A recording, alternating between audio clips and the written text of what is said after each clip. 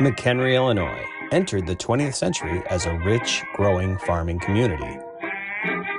But with that growth also came change. New businesses,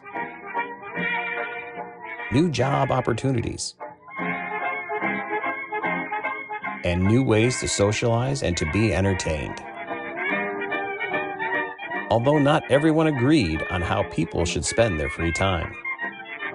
As the nation moved forward with a ban on the sale of alcohol, McHenry found itself having to make many choices as it entered the Prohibition Era. In the 1920s, it was a big time of change in McHenry. As more and more people are sliding away from agriculture. According to the 1920 census, there's 2,800 farms in McHenry County, and by the 1930s, it's down to 2,600. How much that has to do with the start of the Depression or not is unknown, but a lot of it also is just a shifting social dynamic. The village of McHenry, according to the 1920 census, there's 9,000 people, and by the 1930 census, there's down to 8,500. The interesting thing is the surrounding area in McHenry, like McHenry Township, there's an increase of about 500 people. So people are kind of sliding into different areas. My name is Craig Fonkook. I am an ex-American history teacher, high school American history teacher. In the early 1920s, there was all kinds of money available to many families. So this meant that so many Chicagoans could come out to McHenry. Many people found that McHenry was a great tourist destination. There's a couple vaudeville theaters here in McHenry. There's one at the corner of 120 and Green Street, which is now Jaxill's. And also what the old theater was, there was also a vaudeville theater. Gambling's also very big. Boating is really popular as well. And of course, alcohol. There was a big movement of reformists, the Progressive Era, in the early 1900s. And the reformers wanted to do all kinds of good things to make America a much better place. Along these lines, reformers decided that one of the things they needed to do was to cut down on alcohol consumption. By doing this, two things would happen. One, men would become nicer, more decent. And two, we would have less crime because there would be less wildness because of people getting drunk on alcohol. And actually, there's a third reason. By cutting down on alcohol consumption, we would also allow more grain to be available to feed Europeans after World War I, because it was thought that there was going to be mass starvation after World War I, and the United States was going to have to feed the world. In December of 1920, Prohibition is enacted, making the consumption and sale of alcoholic beverages illegal. And that has an effect in McHenry as well. According to McHenry County in the 20th century from the McHenry Historical Society, there were three main reasons that Prohibition really wasn't welcomed with open arms here in McHenry. The first one was there was a big Irish and German population in McHenry County. And that's true as McHenry as well, because they had the German church, which is now St. Mary's,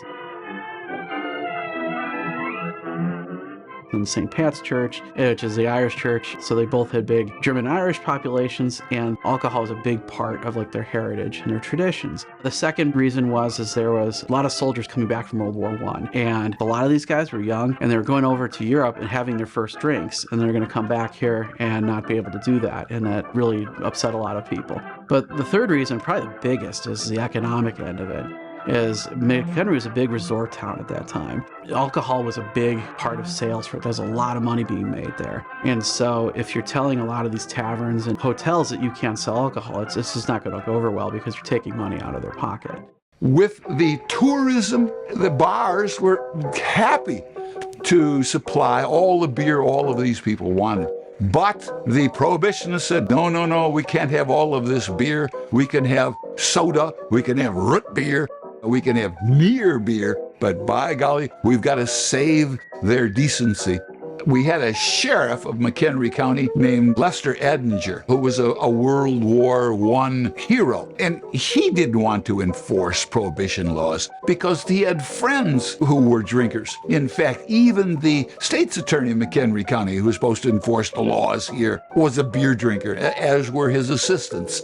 And so these people said, what is this all about? We don't need this kind of thing. And so local law enforcement was very lax because their friends were the ones who ran the hotels, who ran the resorts. They weren't going to bother their business, so it was very lax, except when the pressure of the people called dries said, oh my God, we've got to stop all of this alcohol usage in McHenry. People called dries were those who were the temperance people, who believed that we should not be selling alcohol. There was a guy named Alfred Paus. And Alfred Paus went off to college after he came back from the United States Army Air Corps. And he was a hero in World War I, Al Paus. And he was an attorney in McHenry who was favored by the Dries to go up against, in 1923, the current, at that time, state's attorney in McHenry County. And Paus won with the help of the Dries. And when Paus was in power, if you will, as the McHenry County State's Attorney, he made a deal to get Nicholas Stylen to be elected as postmaster of McHenry. Well, that was fine. Paus would eventually get in so much trouble. There was a massive indictment of prohibition violators in McHenry itself. Paus was framed by two guys in McHenry County into being a prohibition violator himself. Why I mention Nicholas Stylen? The very man that Paus had appointed as McHenry postmaster, he confessed that Al Paus of McHenry, the state's attorney, was a prohibition violator. Al Paus ran away and disappeared in November of 1924. The day that he was supposed to be in the courthouse in Woodstock concerning all these violators, he disappears. Oh, for months, everybody wondered where Al Paus went. Well, Al Paus was hiding out in Vineland, New Jersey as an egg farmer. Eventually, Paus would come back to McHenry in 1952. Can I have my law license back? No, they said, you're a bad guy who ran away. So Paus got a job sweeping the floor of his brother-in-law's saloon in Crystal Lake. When he dies, he and his wife are buried in the Woodlawn Cemetery in McHenry. But he was a big, very, very important person in McHenry County Prohibition history. Juson's Hotel, which is on the corner of Riverside and 120, also had a saloon underneath, which is where the Foxhole Tap is today. We're in a place called the Foxhole, which is in the Riverside Hotel, which is on the corner of today's Highway 120 and Riverside Drive. One of the nice things in my research that I did in McHenry County Prohibition was to go and look at a variety of different places to see if they had any original stuff. Of course, in the Foxhole, there is the original wood bar. At least the top of the wood bar is there, which is one of the very few places where actual wooden bars from the Prohibition era still exist. So if you stand at the bar and take a scone of beer, you're back in the 20s yourself. This area and this building where we are were essential to the movement of peoples through McHenry County on their way up to, let's say, Lake Geneva. Not only is that important, the railroads, when they came to McHenry through McHenry, they brought all kinds of people to the area. I'm Jessica Schneider. I am owner of Yo Corner Tap, co-owner with my husband.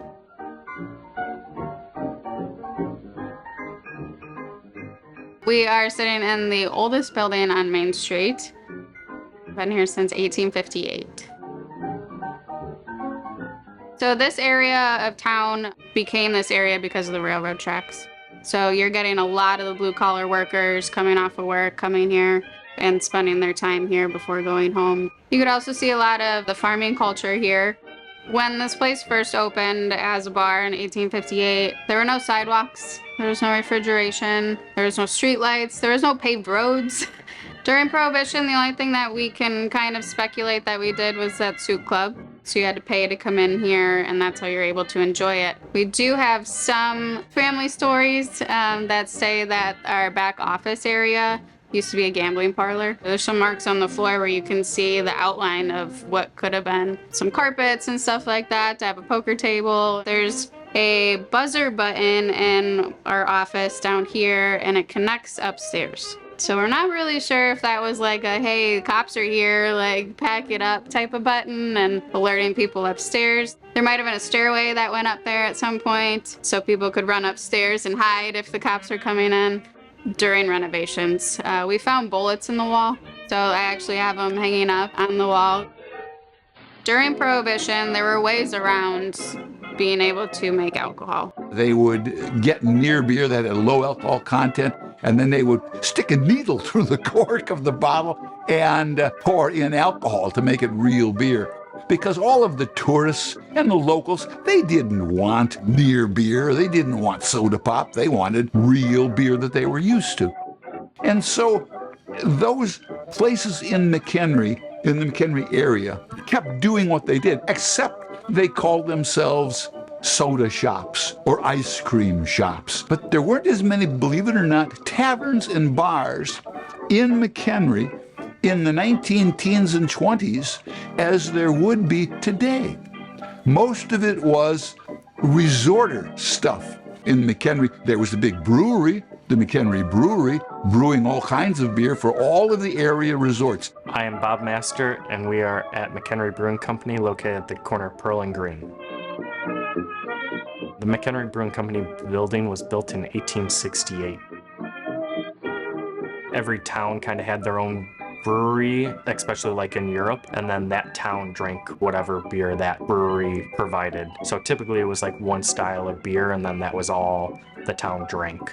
I think people drink because in the 20s or earlier, they didn't have too much to do. There were farmers around the area. They had to relax after a long day of work and farming the fields. They didn't have the modern equipment that we have now, so it took a lot longer to do things, and they only had the time period of dawn to dusk to do things, so that was a good way for them to blow off steam after all hard days' work.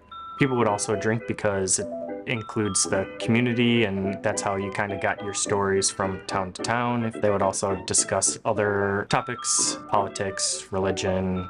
The building itself was like an inn, so you could rent a room, I believe. You could come in and get a sandwich or something and fill up your car. But the owner, Gottlieb Boyle, his son named Patsy, was the owner of the building, and he got arrested a few times during Prohibition, but they were never able to find his fermenting tanks that were hidden in the basement of the building. The basement at McHenry Brewing Company is definitely set up to be more of a little secret kind of brewing spot. There was a tunnel underneath the road. The city in the 70s, when they redid the Pearl Street Bridge, they lowered the road by 2 feet and discovered the tunnel.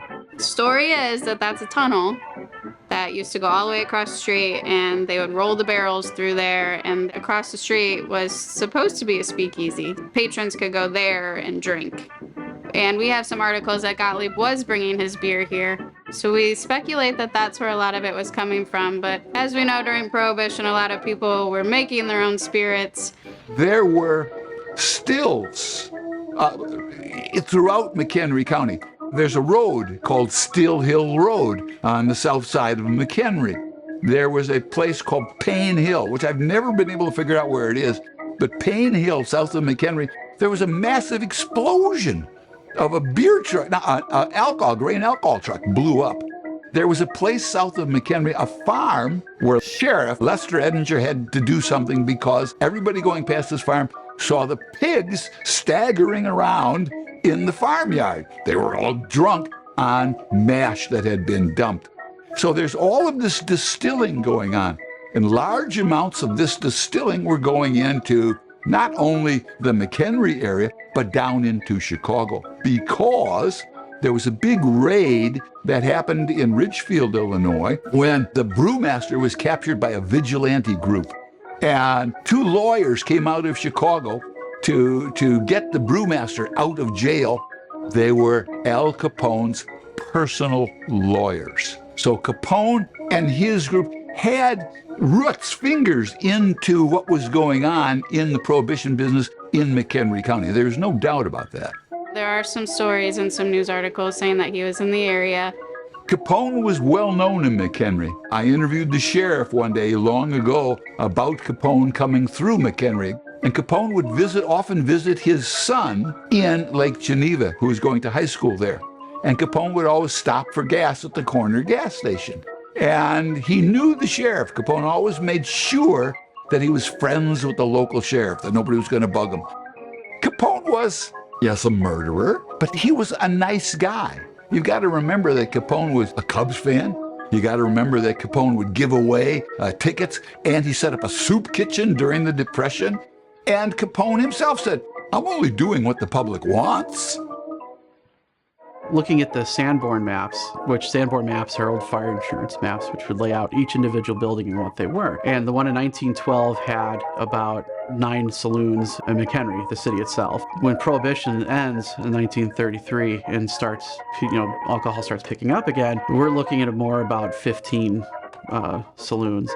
What would happen at this bar, this very bar, there would be men coming in to order, and there would be something very, very different about this area in the 1920s. Women would come in. Not only that, but something really important happened because of all these women sitting here at this very bar. They wanted to vote. So not only did Prohibition come to an end, but women are getting the right to vote.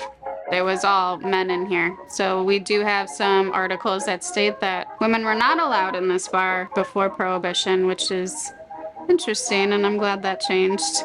During Prohibition, Heimer brothers were the family that owned the bar. So after Prohibition, they still owned it up until about the 50s. And then a third family came in. They took over and still ran it as a bar, so it's always been that bar. And then the fourth family is who we bought it from. Then after Prohibition, it operated as a brewery again till 1943. But then it was a couple of restaurants, various restaurants. One of the more popular one was the Whale's Tail. I think they were open for about 30 years. It was a couple other restaurants, and then there was Polish Buffet, and then it reopened as Chain of Lakes Brewing Company, I believe around 2013 or 2014. And then I took over in 2018, changed the name to Original McHenry Brewing Company. We took over in 2020 and decided to bring back the Prohibition part of this bar with Prohibition era cocktails and really live with the history that is naturally here in this building. Almost everyone was glad to see that Prohibition was going to come to an end. For the future, I hope to just keep spreading the history and the stories that live here, being able to keep that alive and not let that go.